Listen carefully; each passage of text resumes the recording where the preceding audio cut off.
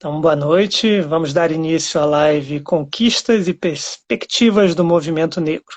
Meu nome é Mauro Ventura, sou jornalista e escritor e diretor de conteúdo da plataforma digital Contém Amor. Eu vou mediar esse encontro com Elie Semogue.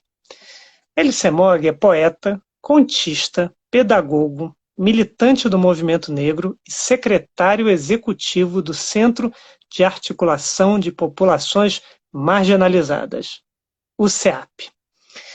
Gente, o Semogue ele tem uma longa trajetória artística. Ele fundou o grupo Negrícia Poesia e Arte de Crioulo, integrou o grupo Garra Suburbana de Teatro de Resistência, o grupo Bate-Boca de Poesia, o bloco de afoxé Lemiaiô, o jornal Maioria Falante e o Conselho Executivo do Instituto Palmares de Direitos Humanos. Ele foi presidente do bloco carnavalesco Passa Régua de Bangu. Ele coordenou encontros de poetas e ficcionistas negros brasileiros. Ele foi membro da coordenação executiva do Fórum Permanente de Educação e Diversidade Étnico-Racial do Rio de Janeiro e também da Comissão de Políticas de Cotas da Universidade Federal Rural do Rio de Janeiro. Como escritor e militante da literatura negra brasileira, participou de congressos, só um instantinho que eu vou aqui aceitar. Participou de congressos, encontros, seminários, palestras e recitais em Portugal, Peru, Alemanha, Angola, Argentina, França, Nigéria e Burkina Faso. Ah, o Semogue aí. Eu estou fazendo uma apresentação sua, mas é tão grande, mesmo resumida. Ô Mauro, era só dizer que eu fui ponta direita do Boiacá Futebol Clube, lá em Vila Valqueire. É mais importante que tudo isso, né? Com certeza. E olha, eu ainda falta um pedacinho aqui, olha. Semogue é ainda um dos responsáveis pelo serviço afrodescendente da plataforma digital Contém Amor. Esse serviço ele atende de forma voluntária pessoas em busca de informações e orientações sobre questões que dizem respeito a afro-brasileiros, nos campos da cultura, educação, trabalho, saúde, religião, discriminação racial e de gênero. Enfim, uma longa trajetória. E, Semogue, muito bem-vindo. E eu queria antes fazer uma pergunta de caráter pessoal. Como é que Luiz Carlos Amaral Gomes, que é seu nome de batismo, virou Elie Semogue? Poxa, isso é uma história que vem lá do tempo da ditadura. Eu fazia parte de um grupo de teatro e de leitura, né? E comecei a ter aulas de teatro na perspectiva de lançar uma peça, de produzir uma peça que nós de fato produzimos, O Homem que Não Dorme há 30 anos com medo de ser assaltado. Ela foi censurada em todos os itens do Código de Censura da época, até o título foi censurado. Nós trabalhávamos no hotel em Marechal Hermes, Armando Gonzaga, e aí naquela empolgação de ser artista, o L é de Luiz, de ser artista, e ainda com a paranoia de ser perseguido pela ditadura, ser encontrado pela ditadura. Olha só, a gente ia todo sábado ensaiar no mesmo teatro, né? Então, o L é de Luiz e Semogue é um anagrama de Gomes, simples assim. Tem gente que diz que senegalês, não, é do interior de Angola. Não. E, além do mais, era uma tentativa de fugir do Amaral Gomes, porque, evidentemente, Amaral Gomes significa que alguém foi dono de alguém nessa história, né?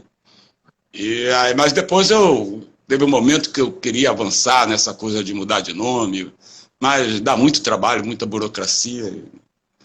Aí ficou. Mas o Semogue se consolidou em relação ao Amaral Gomes. Você me chama de Amaral Gomes, ou de Luiz Carlos, cobradores, e a minha mãe quando eu era viva, né? Quando ela falava, Luiz Carlos Amaral Gomes, venha cá, aí, pô, era. E os outros são cobradores de dívida. Telemarketing é. Eu gostaria de falar com o Luiz Carlos Amaral Gomes, telemarketing. Com certeza. E pior não é, tá uma onda de querer vender dinheiro, que é louco. Os caras me ligam para me vender dinheiro, olha só que coisa maluca. Demog, um dos temas dessa live são as conquistas do movimento negro. O que a gente pode dizer que avançou em relação a esse tema nos últimos tempos? Olha, Mauro, primeiramente eu queria agradecer ao convite de Amaivos, né, agradecer a nossa audiência por esse momento muito especial para mim, né, que é estar com você, estar dentro dessa rede do SEAP do Amaivos. Avançou muita coisa, o Mauro, avançou muita coisa. Eu vou te dizer o seguinte: nos últimos 40 anos, nunca a comunidade negra conquistou tantos direitos no campo democrático. Então, são mais de 12 leis e medidas, né, de caráter generalizado do direito difuso, além das conquistas nos municípios, além das conquistas em alguns estados, a lei de cotas no serviço público, a lei partidária, são todas conquistas do movimento negro no campo democrático. Não houve necessidade, em momento algum, de nós partirmos para confrontos bélicos, como foi necessário nos Estados Unidos, como foi necessário na África do Sul, como foi necessário praticamente em toda a África durante o processo de emancipação. A questão desses avanços, e são muitas leis, até 1910, estão pegando toda a colônia, império e o princípio da república, o que a gente tinha era uma legislação sobre nossos corpos. Era um direito produzido para controlar o nosso corpo do negro, seu território, era o único território que a gente tinha era o nosso próprio corpo. E tanto é que em 1910 ainda houve necessidade da revolta da chibata, porque os castigos que eram aplicados aos escravizados eram aplicados também na Marinha Brasileira, embora o segundo ato da República tenha sido o banimento do castigo por chibata aos marinheiros, né? Aí depois eles voltaram atrás, e aí você já vê, depois da abolição, uma perseguição assintosa contra a figura do negro, contra o corpo negro. É uma perseguição assintosa, vem a criminalização. É uma longa história, isso tudo nós sabemos e estamos vivendo hoje. Então, as conquistas foram imensas. Qual é o problema dessas conquistas? É que o operador desse direito que foi conquistado no campo democrático, ele continua sendo o operador branco. É o cara que está na máquina do Estado. Está entendendo? Então, você conquista, por exemplo, uma lei CAO, e o operador final desse direito, que é o delegado de polícia, não consegue enquadrar ninguém por racismo. Você conquista uma lei de demarcação das terras quilombolas, as Seis Marias, até hoje você não consegue desfazer a lei das Seis Marias, né? Quando os caras cortaram o país lá a partir do Tratado de Tordesilhas, os donos parecem que são os mesmos. E quando você consegue conquistar no artigo 68, né, das disposições transitórias, demarcar as terras de quilombo, reconhecer que eles estão lá, se cria tanta burocracia e a reação dessa oligarquia é tão grande que de 88 para cá, talvez você não tenha 200 quilômetros efetivamente legitimados como propriedade daquelas comunidades. Então, é uma luta muito grande, porque tem que se desmontar essa ideia de que o branco é prejudicado cada vez que o direito do negro é conquistado no campo democrático. Isso é importante falar, porque se talvez nós tivéssemos outro tipo de enfrentamento, as coisas seriam mais trágicas, mas seriam mais definitivas também. Perfeito. Você falou de leis, tem uma lei que foi promulgada há 18 anos atrás, Lei 10.639, que determina o ensino da história e cultura africana e afro-brasileiras nas escolas do país. Isso avançou? Isso, na prática, como é que está sendo? Olha, a grande conquista foi exatamente essa, determinar o ensino da história e da cultura africana e afro, porque a gente pensa como europeu, a gente pensa como a nossa referência de civilização e de formação social e política e moral é europeia. E, sobretudo, acadêmica, né? Sobretudo acadêmica. Então, quando você conquista uma lei como essa, 10.639, que determina o ensino da história e da cultura afro-brasileira e africana, que estabelece o ensino da cultura e da história afro-brasileira e africana em todos os níveis de ensino, inclusive universidades, está lá, é muito bem definido, parecer 04, de 2004, que dá as diretrizes e bases da educação das relações étnico-raciais, você fica todo feliz, porque você imagina uma criança, o impacto disso na nossa sociabilidade. Uma criança branca, habituada ao racismo, um racismo estrutural secular, começar a aprender que os negros tiveram participação fundamental na formação do país, na formação da nação, na formação da língua. Você imagina o sentido que isso daria, a força que isso daria para nós como povo. Porque, na verdade, a gente ainda é uma população, é um agregado. Então, essa lei, ela, sobretudo, uma lei contra-hegemônica. Agora, você tem uma lei contra-hegemônica, não quer dizer que você tem que se empenhar numa hegemonia. O exercício dessa contra-hegemonia é o exercício da permanência, você participar do conjunto. Ninguém aqui quer que todo mundo, ninguém aqui quer apagar a história da Europa, a influência da Europa no Brasil. Mas nós temos necessidade de incluir, há um esgotamento da história brasileira. Não tem mais como esse país avançar sem não contar com os 400 anos do processo de escravização e que, na verdade, foram processos de colonização também. É preciso reler toda essa história e fazer uma história, a história do branco brasileiro, enquanto gestor de nação, enquanto fundador, enquanto colonizador, está acabando. O que restou é esse cara aí que está na presidência. Isso é o máximo que eles conseguiram. Depois daí é impossível, não tem mais para onde se ir. Então, a Lei 10.639, eles pensaram que era um oba-oba. Não tinham a dimensão dessa característica de contra-hegemonia, porque ela vai atingir todo o processo, toda a estrutura de conhecimento do país, toda a história civilizatória do país, porque tem um outro componente muito forte, né? Ela vai mobilizar o movimento negro de tal forma que deixa de ser uma lei para inglês ver, tá entendendo? Não é uma lei do regente Feijó lá, que depois o Eusébio de Queiroz, que era proibido o tráfico, porque os ingleses faziam pressão, e quase 20 anos depois que o Eusébio de Queiroz faz uma outra lei, que é a mesma lei de 1832 e 1850, ela é reeditada, por conta da pressão inglesa. Então, o que aconteceu é que o establishment político da nação achou que ia ser uma lei para inglês ver e que o movimento negro não se engajaria nesse processo, se engajou. Se engajou de tal forma que quando os caras perceberam, primeiro foi um oba-oba. Nós todos do movimento negro ficamos muito felizes com a lei. Então imagina a tua história contada de uma outra forma no processo de aprendizado e de formação do cidadão brasileiro. Ficamos felizes da vida. Mas depois do oba-oba veio o epa-epa. E o que é o epa-epa? O epa-epa é a indústria da educação brasileira e a hegemonia na educação brasileira. Tem que mexer no currículo. Primeira coisa, tem que mexer no currículo de formação de professores, que é aquele que sai direto para a sala de aula, formado, é graduado e vai direto para a sala de aula. Tem que mexer no currículo das escolas públicas.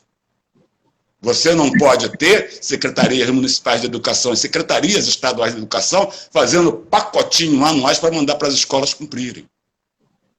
E aí o movimento teve um papel essencial, porque mesmo dentro da lei é vedado o artigo que dizia que o movimento poderia participar da formação de professores. E olha que essa luta de ensino da África vem desde a década de 70. O movimento negro, nas suas diversos segmentos e até mesmo com as suas instituições, organizaram muitos e muitos cursos sobre história e cultura africana. Eu, por exemplo, fui uma vítima que a professora apontava o mapa da África e dizia: os escravos vieram dali. Então, nos apropriamos da lei. A rede de professores é fantástica, porque é uma militância quase que dioturna para garantir esses conteúdos. Há uma violência e um conflito muito grande com os evangélicos, e particularmente os pentecostais, que demonizam a cultura brasileira, que demonizam a cultura afro-brasileira. Então, você consegue, aquilo que eu estou te falando, você consegue conquistar no campo democrático, mas o operador desse direito, ele está dentro da superestrutura racista. Ele faz parte do racismo estrutural. E nós não desistimos, conquistamos. A partir daí foram criados os NEABs, Núcleos de Estudos Afro-Brasileiros, em todas as universidades. Uma revisão histórica fantástica, produzida por historiadores negros e alguns historiadores brancos. Uma lei que veio para ficar, é lenta, é difícil de pegar, porque cada vez que você mexe num currículo, você mexe na ideologia da dominação. Você vai lá no coração de quem domina, de quem educa, e mexe o troço todo. Você não consegue botar as 10.639 nas escolas religiosas, sejam elas católicas, protestantes. Você não consegue consolidar 10.639 nas escolas onde há uma presença forte de professores e alunos pentecostais e diretores pentecostais. Agora, o movimento não vai desistir dessa lei, e é a lei mais contra-hegemônica que nós tivemos. Para mim, do meu ponto de vista de militância, para o meu ponto de vista de luta, para mim, é a lei mais, de todas essas conquistas que nós tivemos nos últimos 40 anos, para mim, ela é a lei mais importante. Porque ela mexe lá no cerne, ela vai dentro da alma, eu não acredito muito mais, dentro do espírito, do ethos da nação.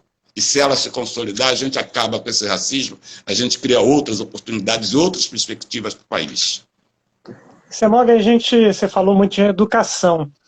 Qual a importância das ações afirmativas por meio das cotas, né, para negros nos diversos campos, universidades, carreira diplomática, serviço público? Olha, outra conquista também, né? A partir Desculpe, Mauro, os caras me ligam aí. Ao invés de ver a live, a partir a luta pelas cotas também foi uma luta imensa aqui no Brasil, né? Mas as cotas, do meu ponto de vista, elas são necessárias.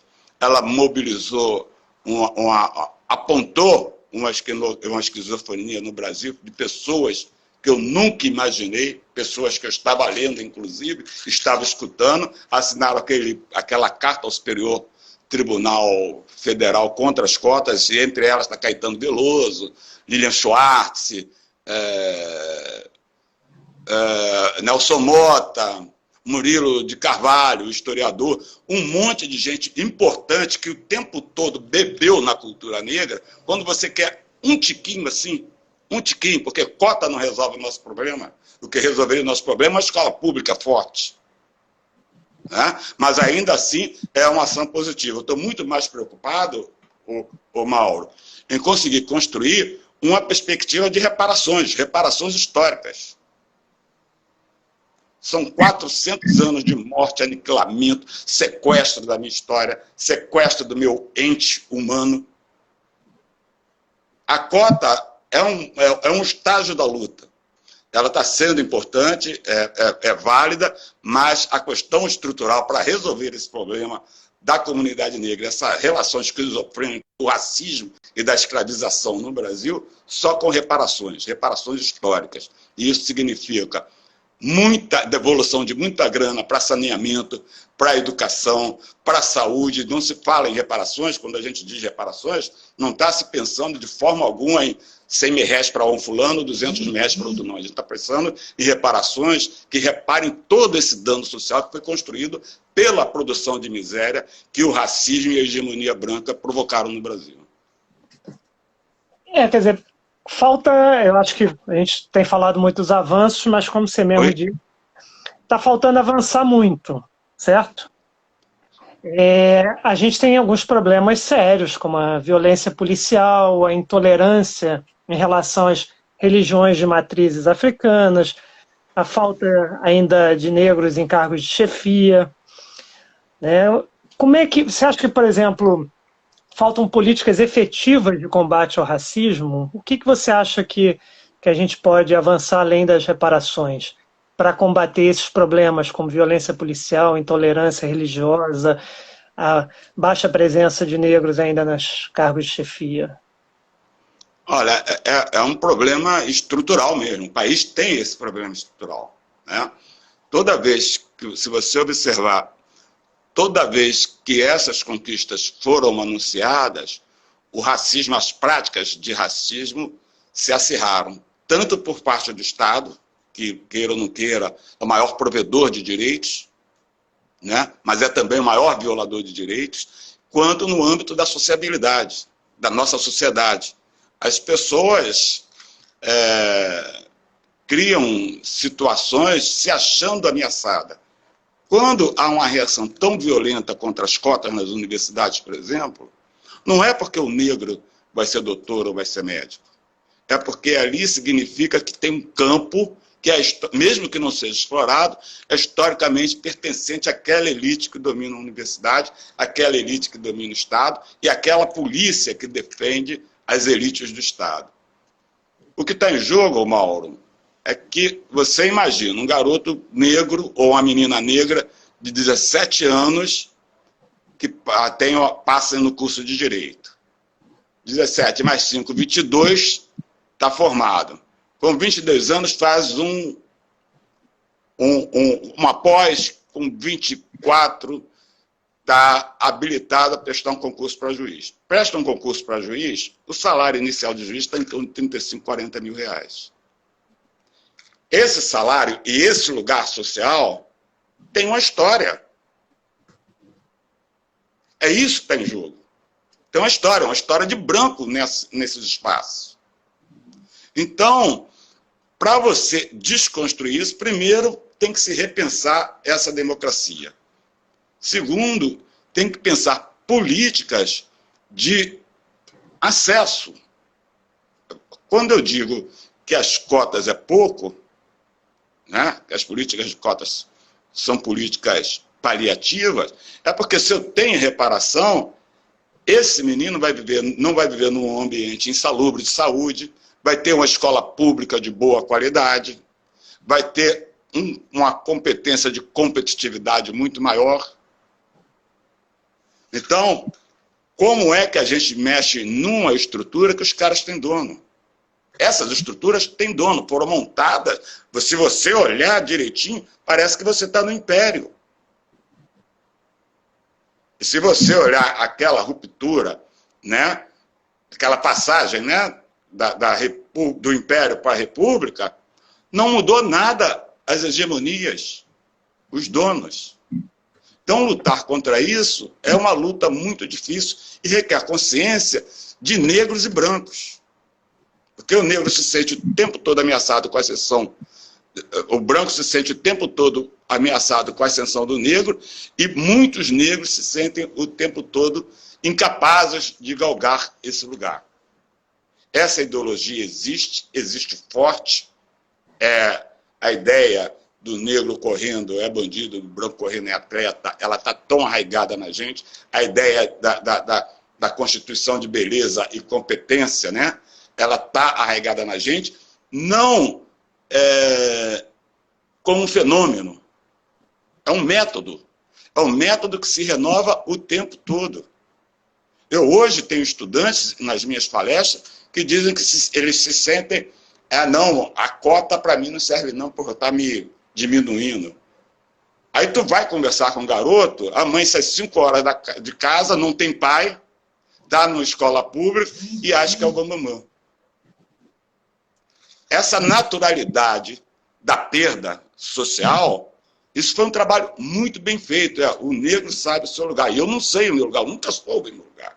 Meu lugar é lá em cima, meu lugar é metendo o pé na porta, meu lugar é estudando 12, 14 horas por dia. Para ter essa autonomia e poder falar com clareza sobre essas questões. Por outro lado, essa nossa luta do movimento negro tem resultado em coisas fantásticas. É que se produz tanta miséria na comunidade negra que quando você consegue trazer os meninos para uma reflexão e para uma participação e para um engajamento, é uma luta, porque eles vêm com uma revolta de anteontem.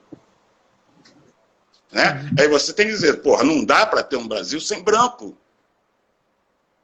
Está entendendo? Não dá para ter um Brasil pensando que o negro vai avançar e vai dominar e vai gestar. Como é que a gente vai fazer hoje? Existem quadros dentro da comunidade negra para gestar. Bom, qualquer menino economista aí faria melhor do que esses economistas estão fazendo. Mas do ponto de vista da complexidade da economia brasileira em relação à economia mundial, em relação a uma perspectiva de investimentos, uma perspectiva de reforma administrativa e reforma tributária, a comunidade, o movimento negro não tem condições para isso. Se não for associado, não vai acontecer. Então, o que eu tenho que fazer? Eu tenho que preparar quadros, me juntar com outros quadros para conseguir produzir uma nova forma de democracia e uma nova forma de participação com a integração desse povo. Porque senão, fico eu sozinho lá na frente dizendo assim, vem galera, e os caras dizendo assim, não, você só entra você, aqui dentro não cabe mais preto. Esse é o grande nó. As conquistas estão dadas, o processo é muito lento, porque desmontar o racismo estrutural talvez seja a tarefa mais difícil que negros e brancos têm pela frente. E você falou assim, um pouco da sua trajetória, botar o pé na porta, e você, como eu li no começo, um pouco do seu currículo, participou de um monte de grupos de poesia, de cultura, os mais variados. Quer dizer, como é que foi a sua trajetória? Você enfrentou muitas barreiras, muitos obstáculos no seu caminho. Como é que veio essa percepção sua de que era preciso se engajar, de que era preciso lutar, botar o pé na porta e começar a participar desses grupos todos? Como é que foi a tua trajetória pessoal? Eu acho que é um processo de formação, Mauro. Meu pai era analfabeto e comunista, né? Ele levava a voz operária, voltava do trabalho com a voz operária todo dobrado dentro da marmita, né? E pedia para eu ler uma manchete, outra matéria, e eu lia aquele troço. Mas meus pais sempre foram muito aplicados na minha educação. Tinha uma tal de nota vermelha que era o inferno.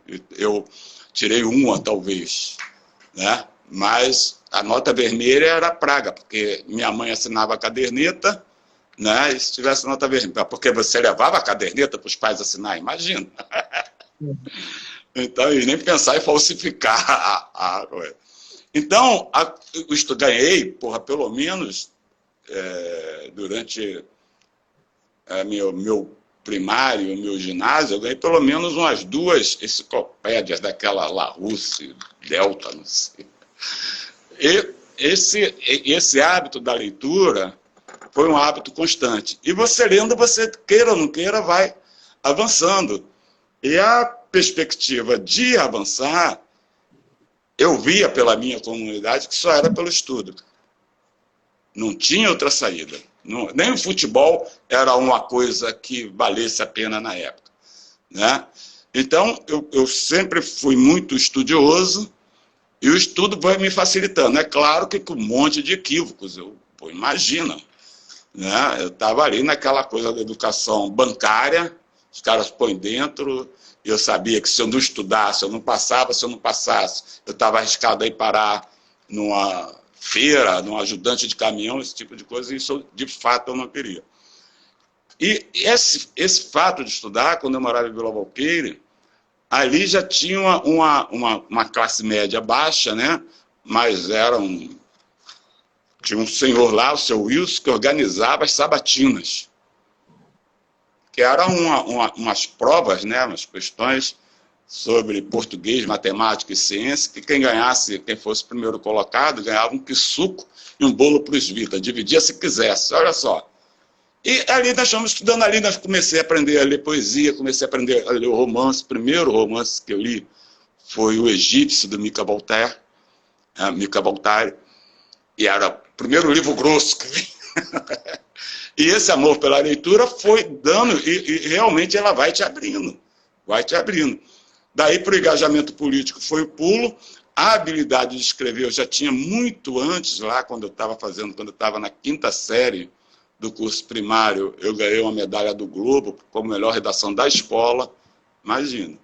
E o hábito de ler levou ao hábito de escrever, e o hábito de escrever me levou à poesia. Né? E a poesia tem sido assim o meu cartão de... Eu escrevo contos também, escrevo artigos, tem um monte... Eu escrevo, né? Mas a poesia tem sido... E a partir de determinado momento, até 84, 85, eu fazia uma poesia muito na perspectiva da luta mais ampla, muito na perspectiva da luta socialista. E é nesse período que eu começo a ter noção de que o socialismo não resolveria o problema do racismo, a democracia não resolve o problema do racismo, e era necessário pegar a minha literatura, porque Carlos Drummond de Andrade já não resolvia mais, J.G. de Araújo Jorge já não resolvia mais, João Cabral de Melo Neto já não resolvia mais, as lembranças dos textos da Luísa Azevedo, de Monteiro Lobato, aquilo era de uma destruição total, e a partir da década de 80, eu começo realmente a me engajar na produção de uma literatura negra. Primeiro, a construção do eu, a reconstrução do eu, a reconstrução do indivíduo, o retomar o meu território, retomar a minha dignidade, saber amar uma criança negra, saber respeitar um velho, uma velha negra, saber amar uma mulher negra, tudo diferente de toda a literatura que eu tinha lido e que tinha sido formada. Isso é muito difícil, Mauro. E aí não foi só eu, foram vários autores nesse momento, e a gente chega a um confronto, a gente produz uma literatura, eu, por exemplo, sou monoglota. Né? Eu não posso, sou monoglota de origem africana, então quando eu falo medo, eu tenho que falar o medo com todo o sentido da palavra medo em português. Eu não sei falar medo em Yorubá, em Kibundo. Você está entendendo? Então, reconstruir essa dimensão humana através da poesia na língua do teu opressor é um inferno, é difícil pra caramba. Mas deu, tanto é que eu estou dando certo, sou um autor reconhecido, eu faço parte da primeira geração de autores negros, e o nó é que quando você fala em literatura, você fala da inteligência nacional. Você fala do pensamento nacional. E, de repente, a partir da década de 70, não é o Cruz e Souza lá sozinho, não é a Solano Trindade sozinho, não é o Luiz Gama sozinho. É um monte de autores negros se metendo na inteligência nacional. Desconstruindo esse pensamento racista que predomina na literatura brasileira. Predomina, que vai formar, que me formou e vai formar o meu filho e vai formar o meu neto dentro da escola. Não é mole a gente lutar contra isso, qual é o primeiro papel da hegemonia? Ou do cânone? Não, literatura negra não existe. Não precisa de literatura negra no Brasil.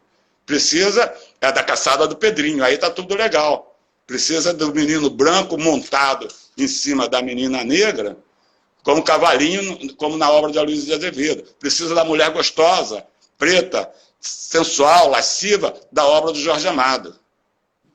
Aí está tudo bem. Agora, quando eu digo que eu amo minha mulher preta, que eu acaricio o meu filho negro, e que eu respeito o meu velho, não um preto velho, sem história, e que levou chicotada, não. Preto velho tem memória, é um griot, é uma coisa atávica e ativa da minha existência. Isso não está na literatura canônica brasileira. Nós, negros, tivemos que fazer isso. E aí, quando você entra por aí, o bicho pega, né? As editoras não te querem agora, que, porra, tem um mercado maravilhoso, que é exatamente o que eu falei ali. Se esgotou a história brasileira. Eles ainda tentaram com os autores, na literatura portuguesa, ainda tentaram com os autores brancos, africanos. Aí, quando você vai pegar o que tem sido publicado no Brasil são autores africanos mais brancos. É um nó que não tem tamanho, uma luta contínua, e não tem recuo. Não tem recuo e a gente está ali presente, as editoras negras estão surgindo, a crítica negra está surgindo, a teoria literária sobre a literatura negra está surgindo. Isso tudo porque, se você tergiversar, se você recuar, se você aceitar um favorzinho, você dança. Você destrói um trabalho que já vai fazer 40 anos. Tem uma série chamada Cadernos Negros, em São Paulo, que vai editar o número 44 anos seguidos, publicando autores negros. Isso eles nunca esperavam. É mais ou menos como aconteceu com a abolição. Você tinha um projeto emancipacionista, que foi o vencedor, né, que deu no 13 de maio, e você tinha o projeto da Confederação Abolicionista, que era demarcação de terra, educação para o trabalho, educação propedêutica. Está entendendo? A nação, esse Estado, esse Estado sempre teve o propósito de liquidar com os negros. E os negros resolveram não ser liquidados. Então é um nó sem tamanho, às vezes você se depara com situações tão anacrônicas como é que no ano de 2021 você pode ter práticas tão subdesenvolvidas, é de subdesenvolvimento mesmo, de um Estado que mata 25 pessoas na favela, aí não passa 3 meses, mata 9 em outra. Isso é bestialidade, e isso tem nome, é gestão, isso tem nome, é história, isso tem nome, é não mudar de forma alguma.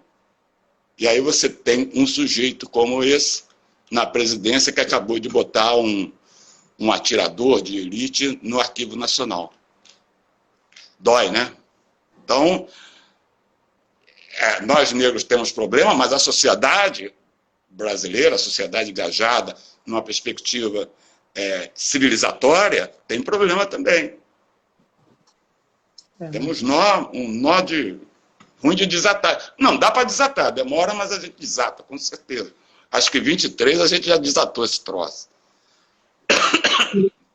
Sabe como é que a gente falando de presidência, de poder, de gestão, você foi, se eu não me engano, assessor do grande Abdias do Nascimento. E o Abdias tinha uma frase que dizia assim: o negro neste país está acordado, alerta e vai continuar sua luta sempre. Isto é um processo irreversível. Espero que o Brasil tenha a sensatez de ouvir-lhe os gritos em vez de se fazer de surdo. O negro no Brasil é maioria e, democraticamente no futuro, deve assumir a direção do país. É só uma questão de tempo, de aprimoramento das instituições democráticas. O que falta para isso acontecer? Tempo. Tempo. O Abdias, eu considero o Abdias visionário. Eu trabalhei com ele, escrevi a bibliografia dele, o Griot e a Esmulária, parece da editora Palas. Frog, desculpa, é que o cachorro se soltou aqui. Frog, fica quietinho, vem cá, vem. Desculpa, pessoal. Convida ele. Então, o Abdias era um visionário. Ele coloca questões lá atrás, já a partir da década de 30, 40, e principalmente durante o período do Teatro Experimental do Negro, até o seu último mandato como senador, só questão de ponta, só questão estratégica, né? Agora, essa sessão, esse lugar que ele anuncia, se evoluir as instituições democráticas, a gente precisa, nós não podemos contar com o Estado. Nós temos, a comunidade negra ela está mais hábil e mais habilitada agora a produzir as suas alternativas. Não é uma questão de, porque tem 60% da população de pretos e pardos, que significa que a gente vai ter 60% dos cargos. Isso não funciona, é outra história. Funciona ali como balela ideológica, mas do ponto de vista prático, do ponto de vista de gestão, era o que eu estava te falando. Agora, se eu não mantiver essa chama acesa, eu vou ter um monte de gente desistindo. Está entendendo? As pessoas ficam, por exemplo, Mauro, obcecadas pela cota na universidade. Para mim, interessa muito mais que o menino ou a menina negra tenha uma formação acadêmica no nível técnico, porque isso significa que aos 18, 20 anos ela vai ter acesso a um salário de 2 mil, 3 mil, 4 mil reais, que na maioria das vezes é o dobro, o triplo da renda familiar. Então, eu me empenho muito para que essas crianças tenham acesso à escola técnica. Só que a escola técnica está cada vez mais uma coisa percebida pela classe branca de baixo poder aquisitivo, pelos brancos de baixo poder aquisitivo. São nós que esse processo, essa estrutura econômica do Brasil, que produz pobreza o tempo todo, produz pobreza o tempo todo, ela não permite que, por mais que o negro conquiste, ele avance na velocidade necessária. Do ponto de vista estatístico, a gente levaria 1000 anos para igualar com essas cotas que estão oferecidas. Agora, se eu tenho uma escola que me retém na escola e não provoca a evasão que a comunidade negra tem tido nas escolas, é outro papo. Se eu tenho um processo de luta, que foi a luta das cotas, você vê só como é que é complicado. Nós fomos para o campo democrático, conquistamos o direito à cota, aí daqui a pouco vem um doido, um branco, ele diz assim, mas é muito direito para esses negros, não, vamos fazer a cota social. Você entende? Aí toda criança branca de escola pública, não tem nada contra elas, passa a ter direito também às cotas. Dizem, a primeira coisa para desmerecer as cotas era de que a gente entraria nas universidades sem nenhum esforço.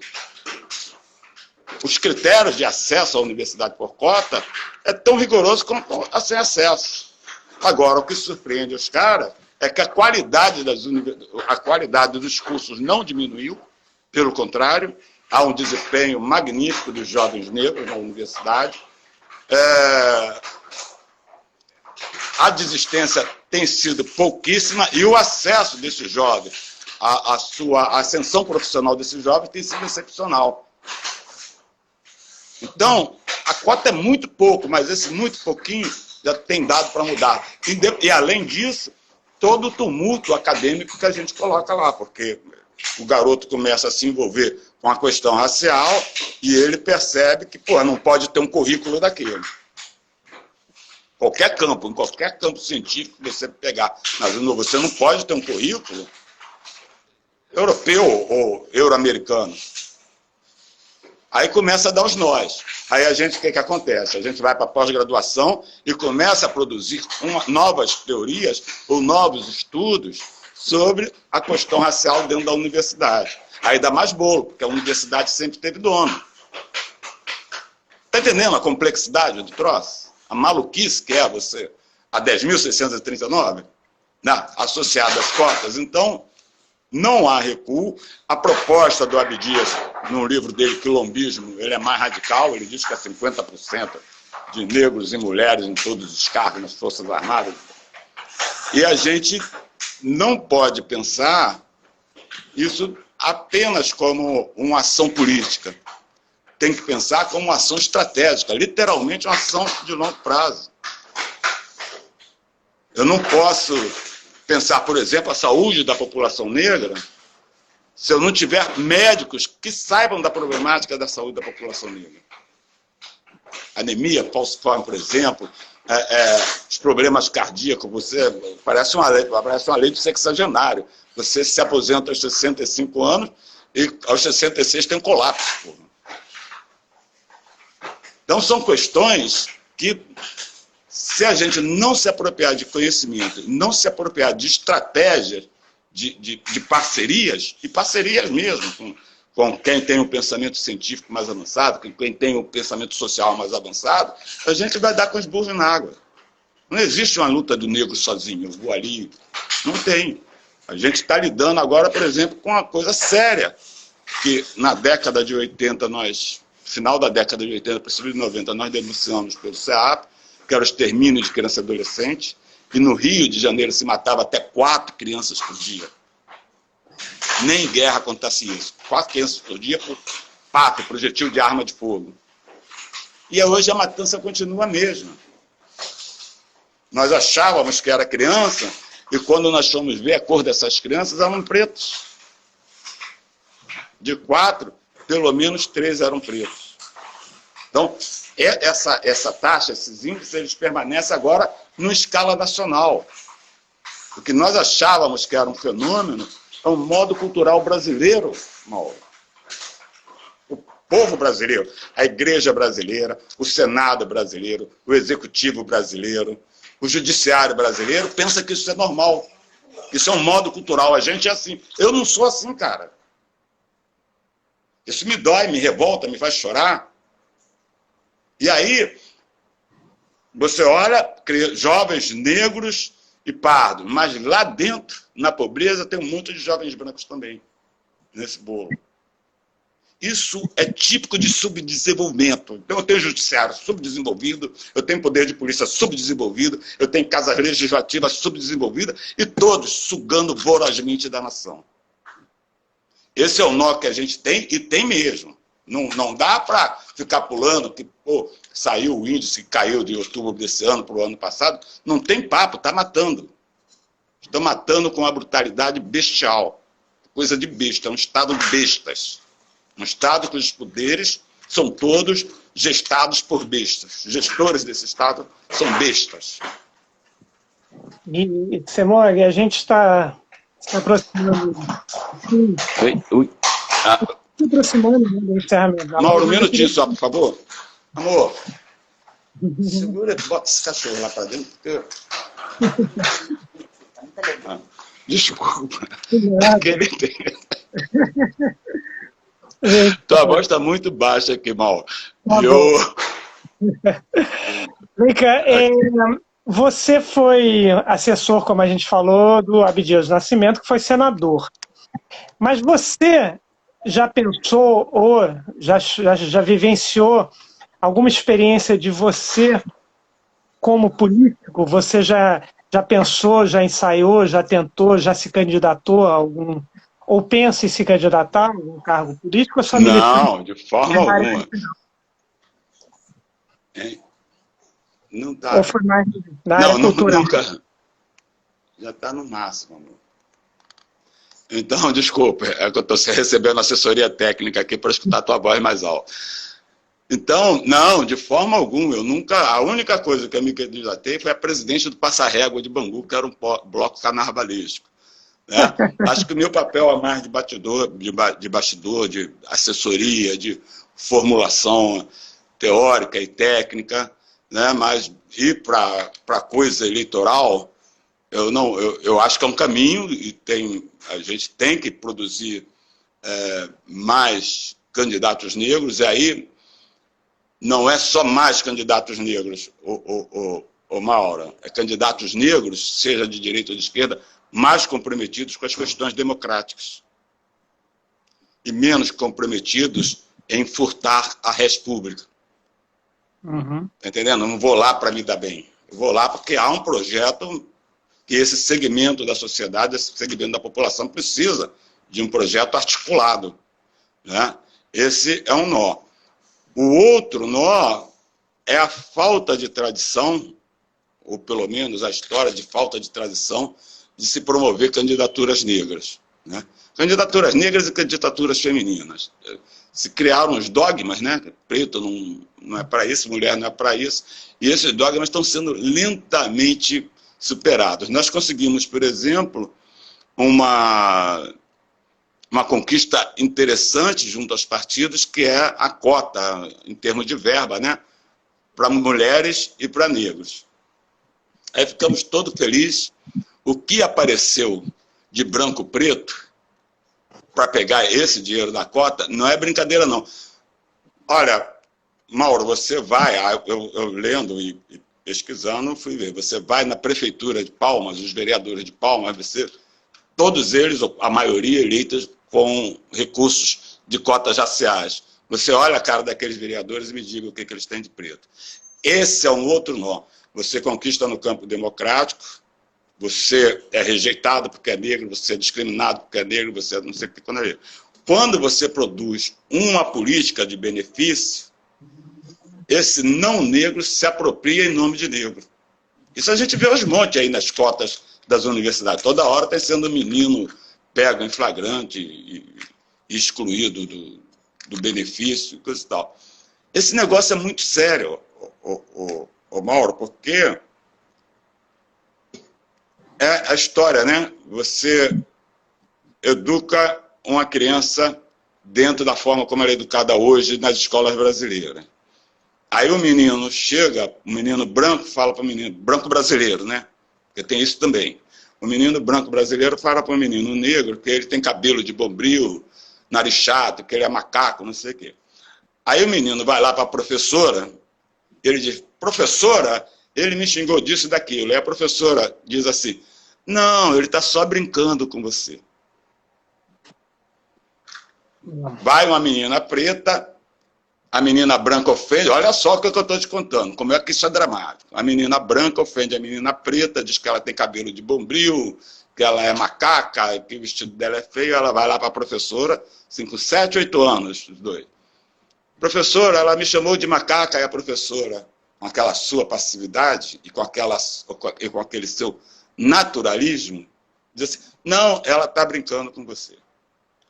Passa-se 20 anos, esse menino preto é um PM, que vê esse menino branco é um PM, ou um policial que vê, ou um juiz que vê um menino preto numa circunstância de conflito com a lei, diz assim, pode matar porque é preto, porque lá atrás a professora lhe protegeu e ensinou isso. É um juiz, pode dar pena máxima porque ele é preto, porque lá atrás a professora lhe ensinou. Se a menina branca for uma médica e a menina negra chegar dentro do hospital para ter um filho, ela vai dizer, pode dar menos anestesia porque é preto, preto é forte. Ela aprendeu isso lá na escola, lá na escolinha. Essa competência do racismo estrutural, de produzir racista dentro das instituições públicas, é que é um dos nós que a gente tem. Mas eu não estou te inventando história não, cara. É papo sério, é só sair em campo para perguntar e ver como é, pegar os livros de ocorrência das escolas, que tu vai ver isso tudo lá. É como você falou, né? A importância dos professores que atuem com essa pauta antirracista nas escolas, né? Bom, Semoga, a gente infelizmente tem que terminar. Queria agradecer muito a sua presença. Olha, muito obrigado pelos ensinamentos, pelas colocações. E queria, enfim, agradecer a quem está nos assistindo e deixar com você a despedida. Muito obrigado. Ô, Mauro, obrigadão, foi um prazer imenso conversar com você. Amai-vos também é minha casa, Tony, parceirão grandão, né? A gente está nessa luta há muito tempo. Eu acho que essa luta é coletiva, não é uma luta de gueto. Não é uma luta de gueto. Se a gente for para a luta de gueto, a gente está ferrado.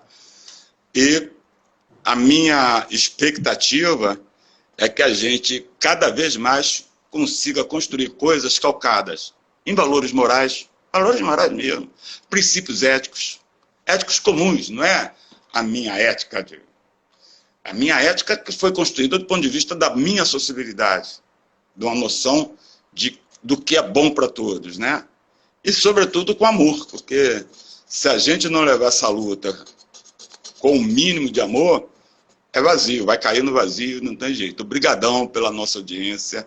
Eu estou muito feliz de ter participado aqui com vocês desse encontro, né? Não vou chamar de live, não, desse encontro. E a gente vai na luta. Nos falamos mais por aí. Valeu? Muito obrigado, estamos juntos e agradeço muito a sua presença e obrigado a todo mundo que está nos assistindo. Valeu, um abraço para todo mundo. Um abração.